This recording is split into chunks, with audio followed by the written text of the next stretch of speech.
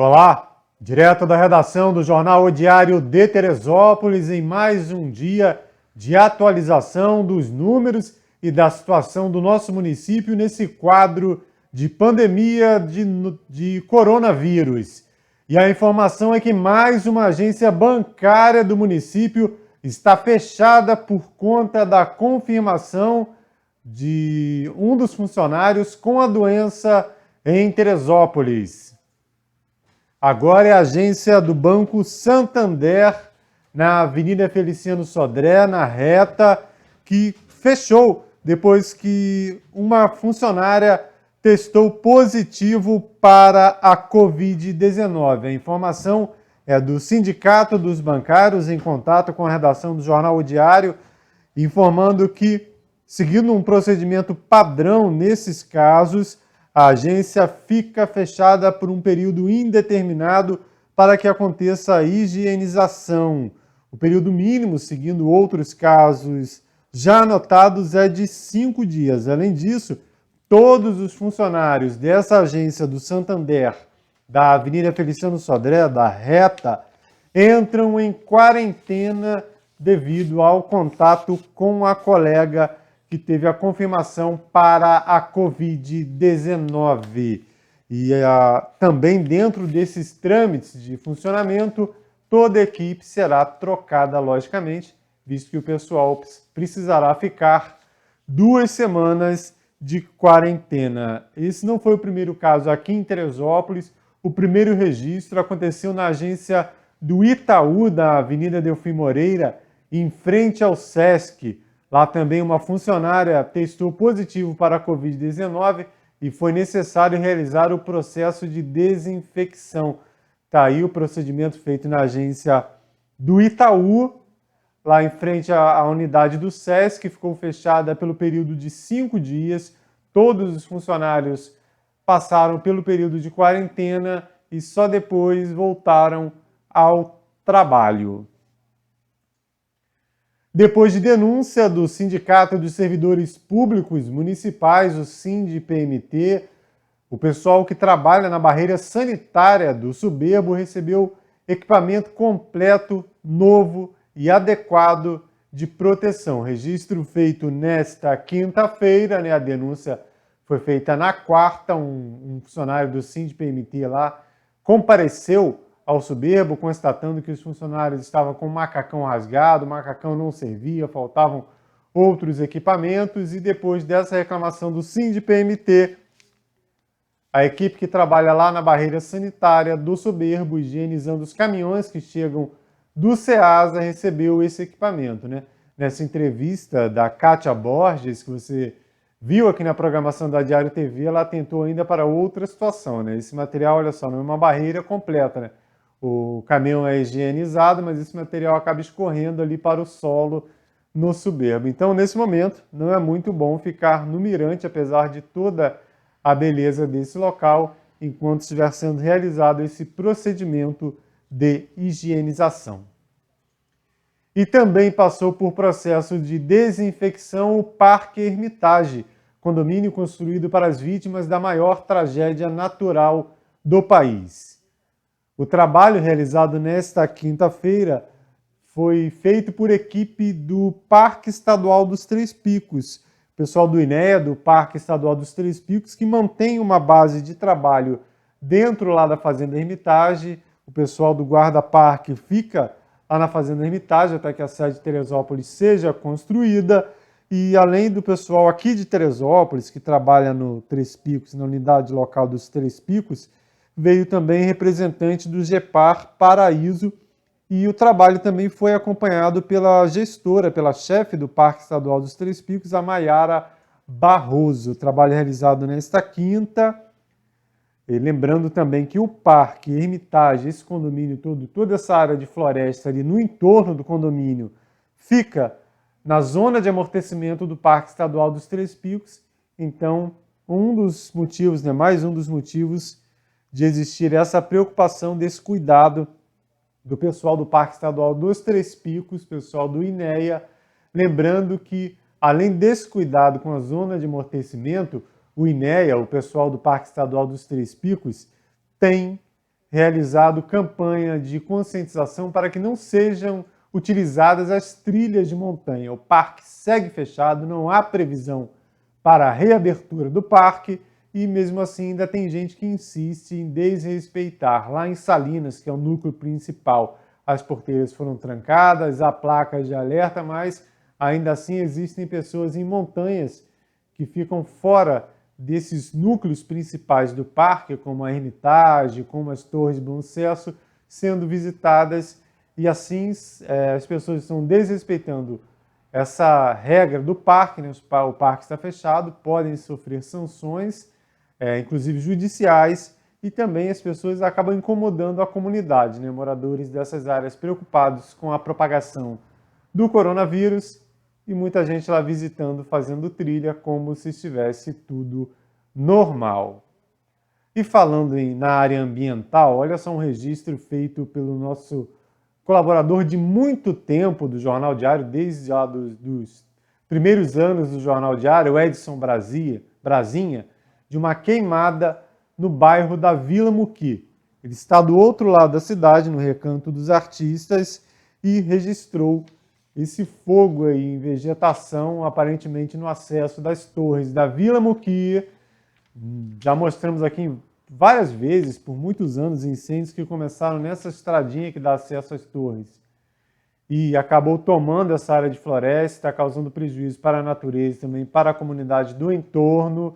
E essa situação, infelizmente, tem sido frequente em vários bairros. Lá no Parque do Imbuí, no fim de semana, por exemplo, diversas residências, sítios, realizando essa queimada de lixo. Lembrando que é um crime queimar lixo doméstico, né, previsto na Lei de Crimes Ambientais, a 9.605, de 98, e a pessoa pode, inclusive, pegar cadeia de 6 meses a 1 ano, existindo agravantes, logicamente, se esse fogo passar aí para uma área preservada como o Parque Nacional da Serra dos Órgãos ou qualquer outra unidade de conservação ambiental.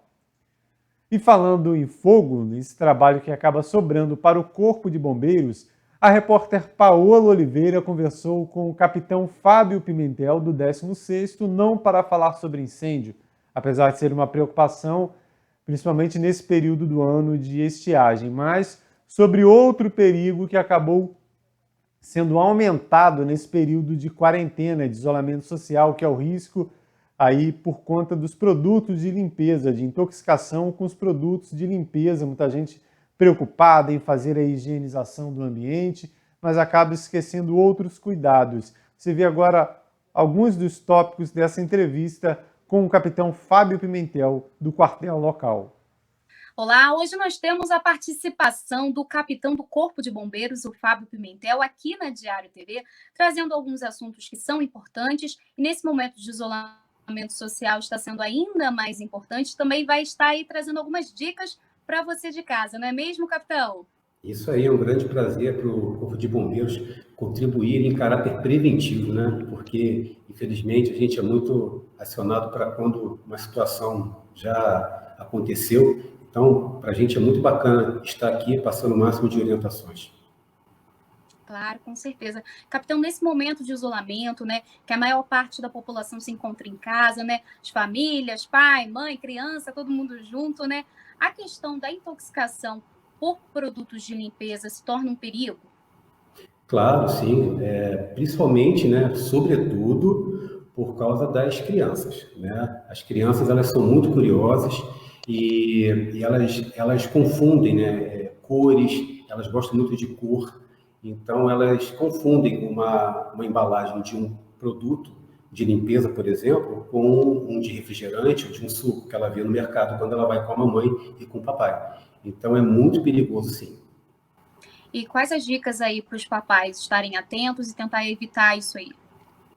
A primeira dica é com relação à disposição desses produtos dentro da sua casa, né? Qual é o certo? Se você tem uma despensa, tem um armário onde você guarda esse tipo de coisa, é fundamental que esses produtos eles estejam nas partes mais altas, né? E não embaixo, né? Eu já visitei algumas casas e, sem querer, eu observei, né, que os produtos de limpeza eles ficavam na parte de baixo ali, né? E os alimentos em cima, por exemplo, né? E, na verdade, é justamente o inverso, né? Você tem que colocar tudo aquilo que ofereça risco às suas crianças de uma forma inacessível para elas. Tem muita dona de casa que tem o costume de colocar, né, alguns produtos, fazer umas misturas e colocar dentro de garrafas PET. Isso representa um perigo ainda maior? Sim, né? Se fosse para misturar, a embalagem original, ela teria escrito lá, né? Misture com a substância tal. Se não está escrito, não é para misturar, né? Às vezes a gente escuta aí dicas de alguma amiga, né? Da mãe, da avó, faz isso, isso, isso. Bem, isso é perigoso, né? Principalmente se você, após você fazer esse tipo de mistura, você guardar isso dentro de uma embalagem que pode ser confundida pela criança, né? Garrafa PET. Garrafa PET, a criança imagina que é um refrigerante, tá? E quando ela perceber, né? Quando ela ingeriu aquilo, já pode ser tarde demais, entendeu? E difícil mesmo de reverter alguns quadros. Tanto é que não há muita coisa para ser feita, não, tá? O certo é levar para o hospital o mais rápido possível. É importante lembrar isso, né? Que às vezes a pessoa, né, tenta fazer alguma coisa em casa, mas aí acaba perdendo tempo, né? Quando a gente fala de primeiros socorros, nesses casos de intoxicação, só para deixar claro aqui, não é uma ocorrência comum, né? Nesse período agora de quarentena, por exemplo, nós tivemos um caso, né, que eu não posso aqui falar muito, né, mas a gente teve um único caso na cidade, né, nesse período de quarentena, né? Mas é muito importante, né, que eu já deixo aqui uma dica, como as mamães e os papais eles estão agora mais com as crianças em casa. E muitas vezes, né, quem pode, né, estar trabalhando em home office, então você está em casa, mas não está exatamente de olho nos seus filhos, né? E tem aqueles filhos menores que ainda não estão fazendo o ensino EAD. Então, as crianças ali, elas estão e mexem em absolutamente tudo. A questão é que é fundamental que os pais, eles se habituem ao comprar qualquer tipo de produto, né? Poxa, está lá na fila lá do mercado, ou está no momento em casa que não esteja fazendo nada, dá uma olhadinha nos rótulos das embalagens, porque ali já tem todos os procedimentos que você deve tomar caso em caso de ingestão, em caso de contato com os olhos, né, com a pele. Ali já vai ter ali tudo, ou seja, não jogar água ou lavar com água. Geralmente tem um número 0800, tá, da empresa para orientações melhores. Tá? Algo que você não vai encontrar em praticamente nenhum produto, seja ele qual for, né? Indicação para induzir ao vômito. E por que isso? Isso é muito importante quando a gente fala de primeiros socorros, né? Digamos que seja uma substância corrosiva, por exemplo, né? E a criança ou o adulto inadvertidamente ingeriu aquilo lá. O que desce corroendo, né, o esôfago, se for estimulado para se devolver, né, para o ambiente, sobe queimando de novo. E aí você pode ter uma queimadura de via aérea e levar isso a um quadro ainda mais severo. Então, por exemplo, aconteceu algo assim na sua casa, imediatamente conduza para a unidade hospitalar. Então, muito obrigada pela sua participação aqui na Diário TV. Eu aqui que agradeço em nome do Corpo de Bombeiros, como eu falei, dessa forma aqui que a gente está fazendo, a gente já está salvando vidas, eu não tenho dúvida. Tá? E é muito gratificante para a gente, e é por isso que a gente é que agradece. Muito obrigado. Então, você aí de casa, aproveite as dicas e vamos colocar em prática, né? O importante é, nesse momento, a gente estar seguros. Muito obrigada, capitão. Obrigado. Essa entrevista na íntegra você confere na programação da Diário TV, onde o capitão Fábio Pimentel fala de outras situações que podem se tornar de grande risco, como, por exemplo, a utilização inadequada do álcool gel. Muita gente desconhece, mas há um perigo nesse produto. Nesta quinta-feira, o governador Wilson Witzel conversou com o presidente Jair Bolsonaro em videoconferência e falou sobre a necessidade de ajuda ao estado do Rio de Janeiro e também sobre a questão do reajuste salarial dos servidores. Acabo de participar de uma reunião com o presidente da República, todos os demais governadores, presidente do Senado, Davi Alcolumbre, presidente da Câmara, Rodrigo Maia. A pauta: a sanção ao projeto de lei que traz recursos para os estados e municípios, para cobrir perdas em relação à economia e decorrente do isolamento social tão importante, tão necessário para salvar vidas. Ficou acordado entre todos os governadores, numa reunião que fizemos ontem, que 3 falariam em nome do Fórum de Governadores, avaliando que a necessidade de rápida sanção para que os recursos cheguem até o dia 31 de maio deste ano. E também foi dito ao presidente que, caso seja vetado o artigo que trata do aumento dos servidores, esse veto será respeitado pelos estados. Esse é um momento difícil, todos nós temos que dar a nossa cota de sacrifício. E em relação ao Rio de Janeiro, eu pedi no chat da reunião que fosse feita uma nova reunião com o Rio de Janeiro especificamente, porque aqui as perdas que nós tivemos nos meses de abril e de maio já somam 1 bilhão e 300 milhões. E os recursos que vamos receber são apenas 550 milhões. E ressalto que se nós não tivéssemos feito todo o trabalho do ano passado e esse ano, nós não teríamos condições de completar os recursos que hoje estão sendo repassados pela União. É um esforço muito grande de todos nós e que daqui para frente será ainda mais difícil. E nós precisamos contar com o apoio do governo federal, que é quem tem condições de socorrer os estados, como ficou claramente demonstrado na sanção desse projeto. Vamos agora atualizar os números do gabinete de crise da Prefeitura de Teresópolis em relação ao novo coronavírus. Mais 12 casos anotados no município, mais 12 casos na lista de positivos para a Covid-19. Já são 577, cada vez mais próximo dos 600. E a estimativa até o início do próximo mês é de 800 a entre 800 e 900 casos, segundo o modelo matemático utilizado aí pela Prefeitura. Isso se não derem certo as medidas que vêm sendo tomadas nos últimos dias. O número de mortes informado aí é de 18 mortes confirmadas, mas na relação do estado, que saiu agora há pouco, já são 19. Então, provavelmente, uma dessas duas aí que ainda está na lista de suspeitos da Prefeitura, né, que divulgou mais cedo essa relação, já passou, infelizmente, para a lista de confirmações.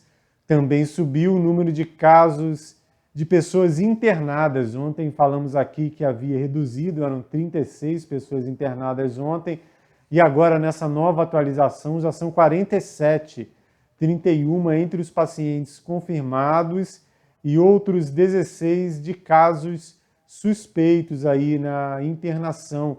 E leitos de UTI, são 16 pessoas no leito de UTI, 14 entubadas e outras 31 nos leitos clínicos da Prefeitura. Bom, havendo qualquer atualização desses números, você confere aqui na barrinha de notícias da Diário TV, né? Qualquer novidade antes de uma próxima entrada, antes de um próximo boletim de notícias, você confere aqui na barrinha da Diário TV.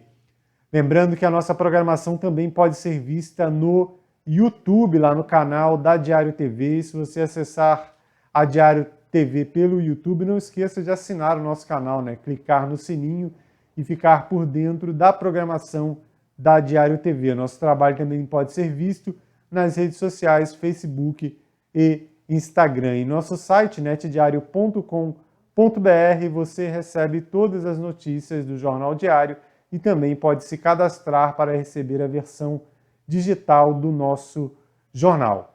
Fechando esse boletim com mais algumas imagens dessas tardes tão bonitas que tem feito em Teresópolis, enquanto a gente segue dentro de casa, né, ou fazendo apenas as saídas para serviços essenciais.